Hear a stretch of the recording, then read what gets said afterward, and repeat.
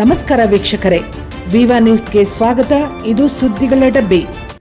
ಕಲಬುರಗಿಯಲ್ಲಿ ಶಾಸಕ ಬಿಆರ್ ಪಾಟೀಲ್ ಪತ್ರಕರ್ತರೊಂದಿಗೆ ಮಾತನಾಡುತ್ತಾ ದೇವನಹಳ್ಳಿ ಬಳಿಯ 1777 ಎಕರೆ ಭೂ ಸ್ವಾಧೀನ ಪ್ರಕ್ರಿಯೆಯನ್ನು ವಾಪಸ್ ಪಡೆದಿದ್ದಕ್ಕೆ ಮುಖ್ಯಮಂತ್ರಿ ಸಿದ್ದರಾಮಯ್ಯ ಅವರನ್ನು ಅಭಿನಂದಿಸಿದರು.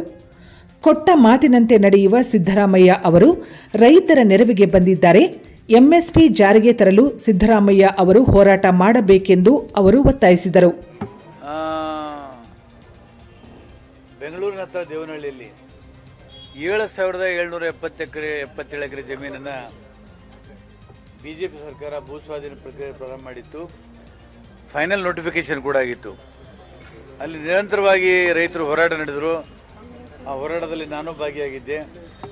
ಇವತ್ತು ನಿನ್ನೆ ನಮ್ಮ ಸರ್ಕಾರ, ಸಿದ್ದರಾಮಯ್ಯ ಸರ್ಕಾರ, ಭಾಳ ಐತಿಹಾಸಿಕವಾದಂಥ ನಿರ್ಣಯವನ್ನು ತಗೊಂಡು ರೈತರಿಗೆ ವಾಪಸ್ಸು ಭೂಮಿಯನ್ನು ಕೊಡುವಂಥ ಕೆಲಸವನ್ನು ಮಾಡಿದ್ದಾರೆ.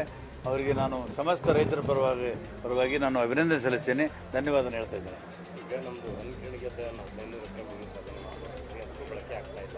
ನನ್ನ ಆಶಯ ಏನಿದೆ ಅಂದರೆ, ನಮ್ಮಲ್ಲಿ ಒಂದು ಹೊಸ ತಂತ್ರಜ್ಞಾನ ಬರ್ತಾ ಇದೆ, ನ್ಯಾನೋ ಟೆಕ್ನಾಲಜಿ, ಆಮೇಲೆ ಬೇರೆ ಬೇರೆ ತಂತ್ರಜ್ಞಾನ ಬರ್ತಾ ಇದೆ. ಅದನ್ನು ಬಳಸ್ಕೊಂಡು ಒಂದು ವಿಶ್ವವಿದ್ಯಾಲಯ ಆದರೆ ಒಳ್ಳೆಯದು ಅಂತ ನನ್ನ ಅಭಿಪ್ರಾಯ. ನೋಡಿ